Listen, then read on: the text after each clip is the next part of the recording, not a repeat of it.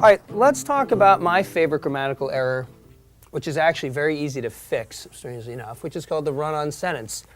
When we speak in colloquial or spoken English, we're allowed to, for example, start a paragraph without a thesis sentence. And we're also allowed to perhaps not use correct verb conjugation, like I ain't going to do that. And also we probably use something called the run-on sentence. A good example of a run-on sentence is, I had to study, so I called Tim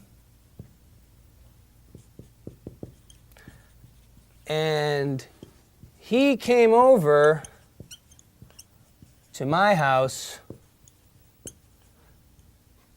and we stayed up until 2 in the morning. Just as an aside, notice how I didn't write 2 in the morning. That's a no-no. Only use numbers for very, very long numbers, such as 100,000. So I had to study, so I called Tim, and he came over to my house, and we stayed until 2 in the morning studying.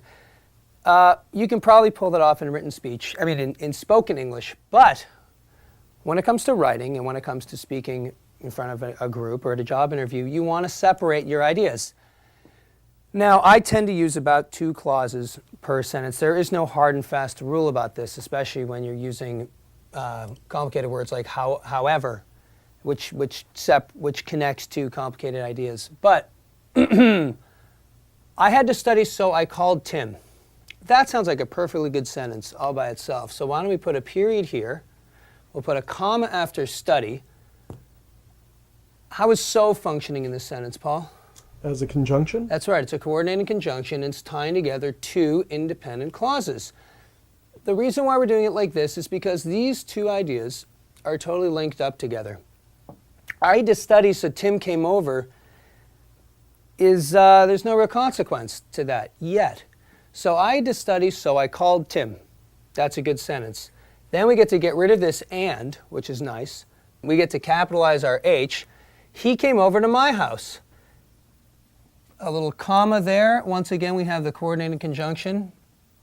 And we stayed up until 2 in the morning. So now, what had been a rather awkward and unwieldy sentence, which sounded like, I had to study, so I called Tim and he came over to my house and we stayed up until 2 in the morning, is now a more composed, thoughtful sentence, which is, I had to study, so I called Tim. He came over to my house and we stayed up until 2 in the morning. Paul, do you notice why that's a more effective way of writing? Just gives the person reading it a chance to pause for a moment. And sit with the ideas instead of tying everything together. There's actually I think in 100 Years of Solitude, there's a sentence that goes on for about 1.5 pages. That's used for effect, kids, not to be done at home.